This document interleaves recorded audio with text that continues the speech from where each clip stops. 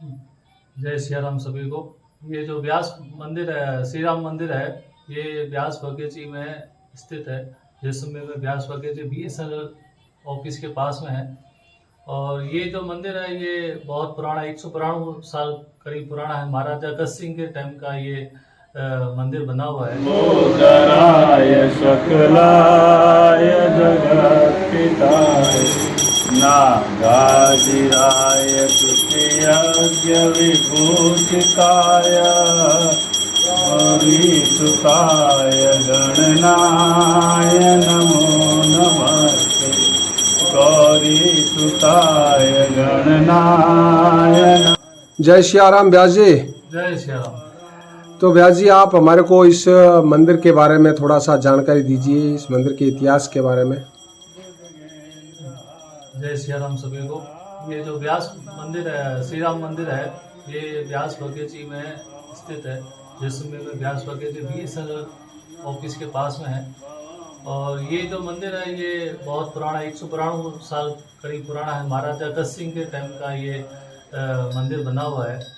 और मंदिर बहुत ही भव्य, उस समय का अगर अपन देखें तो बहुत ही भव्य तरीके से बना हुआ है। अंदर बहुत ही बढ़िया मंदिर में आप देखेंगे, सामने सीताराम जी की मूर्ति है, कसौटी पत्थर की मूर्ति है। और सारे देवी देवता विराजमान है मंदिर में। और वास्तुकला के हिसाब से देखें तो ये मंदिर उस समय का अगर देखें 200 साल, करीब 200 साल होने को आ रहे हैं इस मंदिर को। अंदर का जो वेंटिलेशन है, क्रॉस वेंटिलेशन है, अंदर से जो खिड़कियां हैं सारी, मतलब गर्मी में भी यहाँ पर गर्मी है ऐसा महसूस नहीं होती, क्योंकि चारों तरफ से हवा आती रहती है। पूरा मुखी मंदिर है।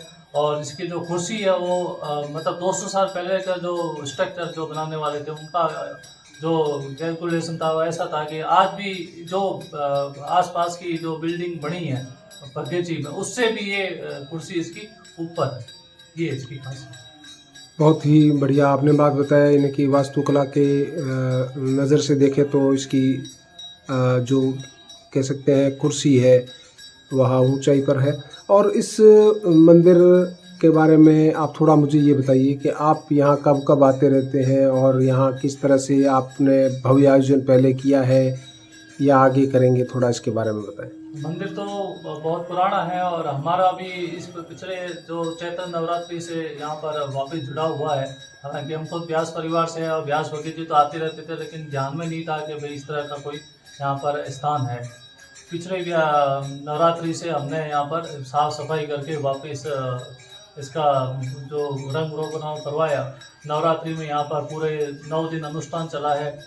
और मंदिर में ऐसी एक ऊर्जा, पॉजिटिव एनर्जी है कि यहाँ पर अपन ये बात सोचते हैं कि यार ये काम होना चाहिए, वो काम अगले दिन अपने आप हो जाता है।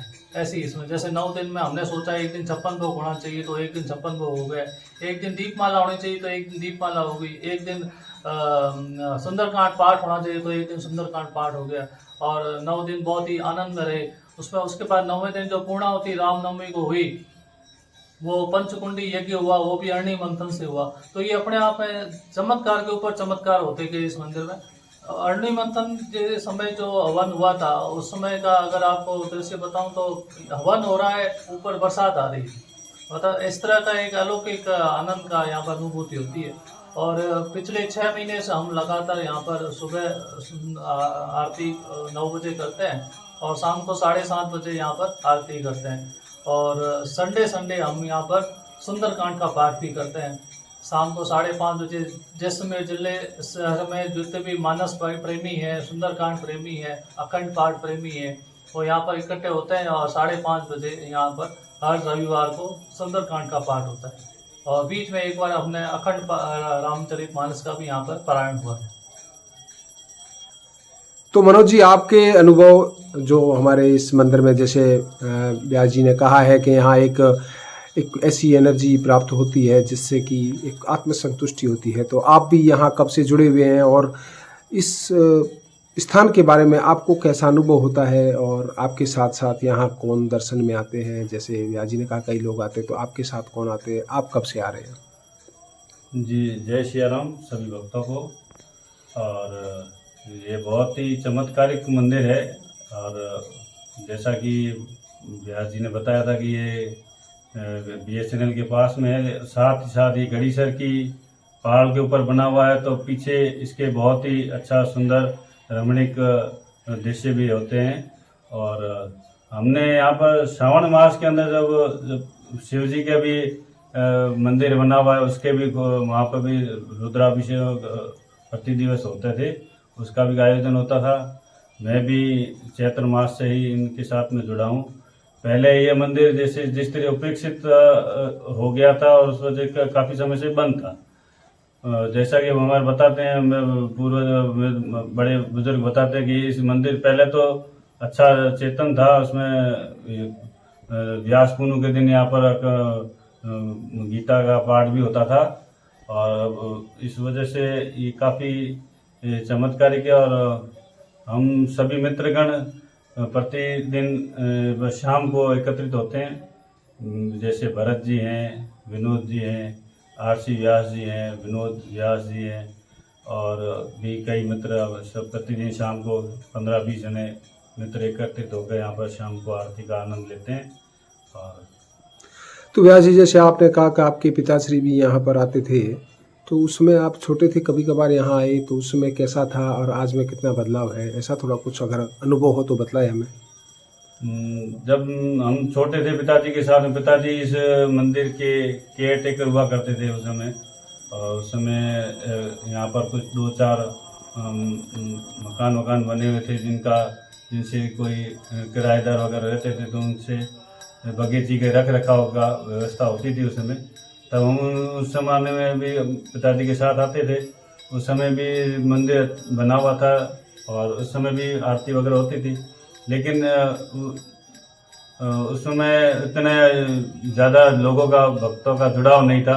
अभी जब से इसका पुनः हमने संचालन वापस चालू किया है, तो अब लोगों का धीरे धीरे अब मीडिया के माध्यम से और इस कारणों से अब धीरे धीरे लोगों में इसका जुड़ाव भी हो रहा है, और धीरे धीरे प्रतिदिन इसकी संख्या बढ़ती है।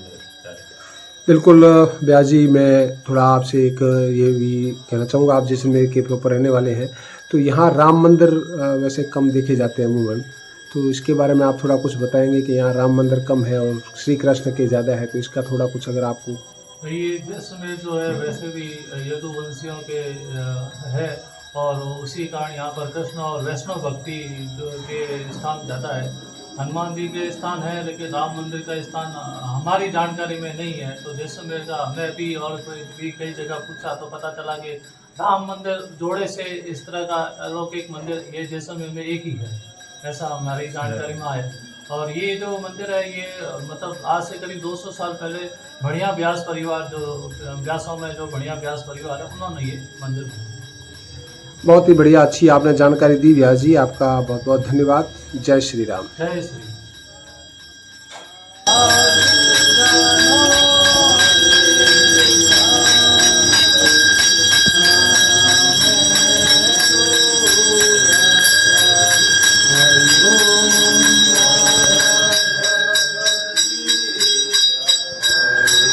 बोलो श्री रामचंद्र की जय, पवन सुत हनुमान की जय, उमापति महादेव की जय, गोस्वामी तुलसीदास की जय, बोलो रे भाई सब संतन की जय, जगदम्बा मात की जय। ओम जो शांति ओम शांति पृथ्वी शांति शांति हो सदया शांति वनस्पतया शांति देवा शांति ब्रह्म शांति सर्वं शांति शांति रेवा शांति सामः शांति देवी। ओम शांति शांति शांति सर्व सुख शांति भवतु। बोलो सियावर रामचंद्र की जय, पवन सुत हनुमान की जय, उमापति महादेव की जय, गोस्वामी तुलसीदास की जय, बोलो रे भाई सब संतन की जय।